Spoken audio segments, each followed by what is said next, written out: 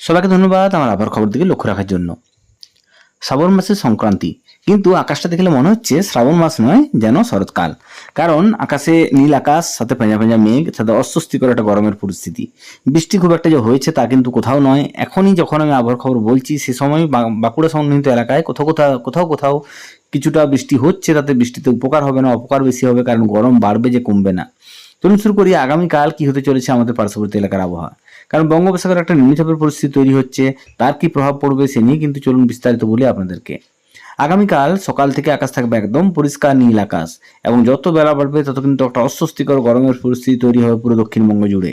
হাওয়া তো পাবেনই না, তাতে যেখানে দাঁড়াবেন সেখানে ঘামবেন কালকে অন্তত দুপুর পর্যন্ত। তবে দুপুর থেকে আস্তে আস্তে আবহাওয়ার পরিবর্তন তো শুরু করবে পুরো দক্ষিণবঙ্গ জুড়ে। কারণ যে নিম্নচাপ উঠেছে তার প্রভাব হয়তো সরাসরি আমাদের এখানে না পড়লেও, অর্থাৎ বিশেষ করে পুরুলিয়া, বাঁকুড়া, পশ্চিম মেদিনীপুরে না পড়লেও, তার কিন্তু আংশিক প্রভাব পড়তে চলেছে আমাদের 3টে জেলাতে। বিশেষ করে 3টে জেলা পুরুলিয়া, বাঁকুড়া, পশ্চিম মেদিনীপুরে কিন্তু কালকে দুপুরের পর থেকে আস্তে আস্তে আকাশ মেঘলা হতে শুরু করবে। বিকেল থেকে সন্ধ্যার মধ্যে কিন্তু বজ্র বিদ্যুৎ সহ বৃষ্টির সম্ভাবনা আছে দক্ষিণবঙ্গের প্রায় প্রত্যেকটা জেলাতেই। কালকে কিন্তু আশা করি আগামী গত দুদিন যেমন বৃষ্টি হয়নি একদমই, আগামীকাল কিন্তু বৃষ্টির সম্ভাবনা প্রত্যেকটা জেলাতেই আছে কম বেশি দুপুরের পর থেকে সন্ধ্যের মধ্যে। এবং এই যে আকাশ মেঘলা হবে, সেই মেঘলা কিন্তু চলবে প্রায় মঙ্গলবার দিন, বুধবার দিন সকাল পর্যন্ত। কারণ যেটুকু দেখতে পাচ্ছি হয়তো বিশাল বৃষ্টি হবে না বা ভারী বৃষ্টির সম্ভাবনা নেই, কিন্তু বিক্ষিপ্তভাবে কম বেশি বৃষ্টি কিন্তু চলবে কালকে বিকেলের পর থেকে সোমবার, মঙ্গলবার এবং বুধবার দিন দুপুর পর্যন্ত। তবে একটানা বৃষ্টির সম্ভাবনা আপাতত নেই, অন্তত আমাদের 3টে জেলাতে।